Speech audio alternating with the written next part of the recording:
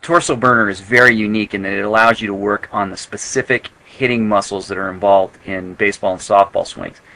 It helps you to enhance hip and shoulder turn, your loading at the hips, the backside releasing, helps you lock out at impact and work on your explosiveness and many, many other things.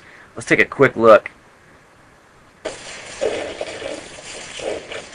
The object here is to allow your body to load and get the turn of the hips and shoulders, take all the tension off of the chains, and then really explode at game speeds so that you use the backside to fully release. You turn the hips as much as possible, and it's going to allow you to focus on turning shoulders as full as possible.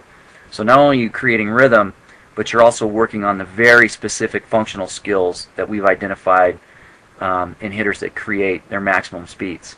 The torso burner is very versatile. It allows you to isolate body parts as well as use the entire body at the same time, creating stretch, working on body timing, helping create rhythm and timing, inner body timing especially, pushing off the backside, locking out the front side, all in a matter of about 8-second sets. So if you're doing these exercises correctly, you're really pushing off hard and working as hard as you possibly can for about 8 seconds. And each time that the body turns in, you're going to create that loaded position for both your hips and the shoulders, working off leveraged backside, pushing off fully, releasing all that energy, turning the hips, turning the shoulders.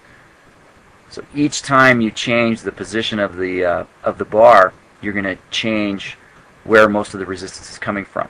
So in this case, we're really focusing on shoulders and trying to get the entire body involved with the swing movement.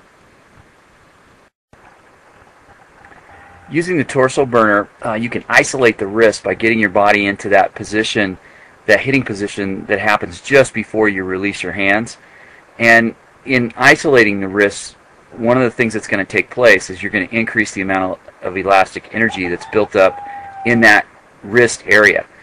As soon as the lead arm gets locked, it creates one less fulcrum that you're dealing with. Instead of your elbow being involved with it, the wrists are primarily the focal point.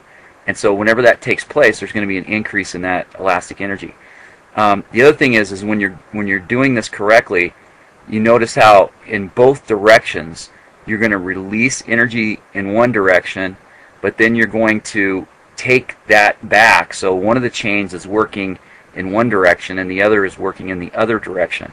So you're getting both the accelerator and the decelerator muscles are being worked at the same time.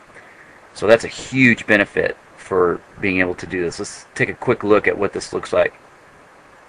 Trying to isolate and keep the lead arm straight, you're going as hard as you can for about 8 seconds with your wrists going in both directions.